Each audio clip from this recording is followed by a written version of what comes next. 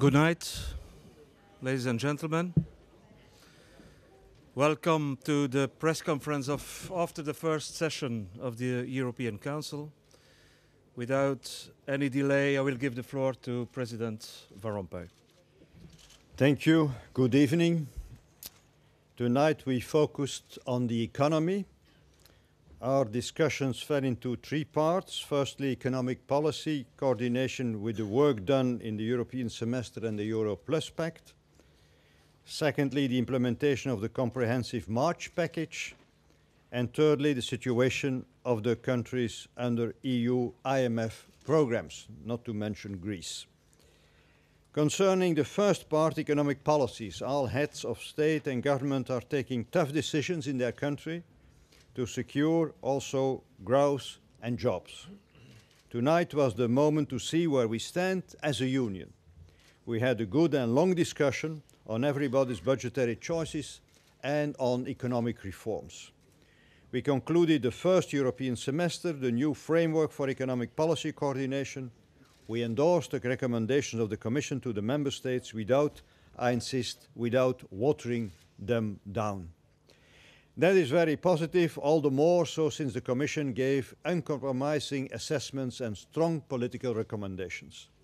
Now it is up to the Member States. They have to take these recommendations into account when drafting their budgets and working out reforms for 2012.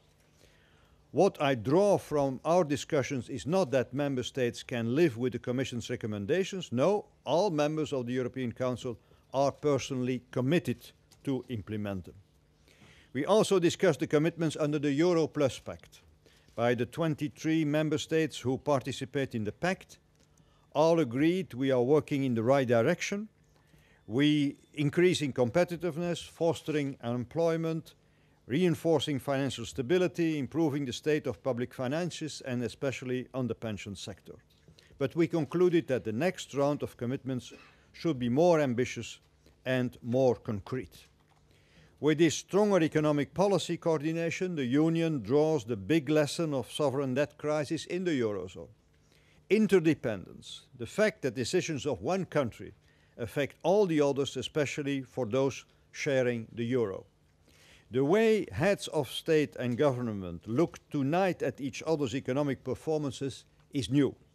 We never did this before, and in that respect also the first experience is positive. There is a stronger sense of common responsibility. Even if these are difficult and worrisome days, we are strengthening the groundwork of the economic and monetary union.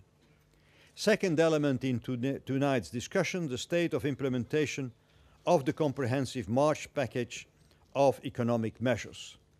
In particular, we endorsed the amended text on the European Financial Stability Facility and the treaty text of the European Stability Mechanism, the permanent safety net for the future. We recall the key importance of fully transparent bank stress tests.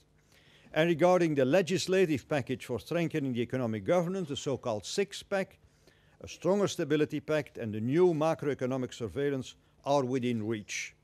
Council and Parliament agree on more than 95% of the text, and I therefore urge the legislators to complete the final negotiations so that this important package can be adopted soon. To the European Parliament I say the better should not be the enemy of the good. Le mieux ne doit pas être l'ennemi du bien. Third and final part of tonight's discussion, we looked at the situation of the countries under the EU IMF program. Regarding Greece, colleagues congratulated Prime Minister Papandreou on the positive vote of confidence earlier this week. We adopted extensive text on Greece. This text was distributed. I just highlight crucial sentences.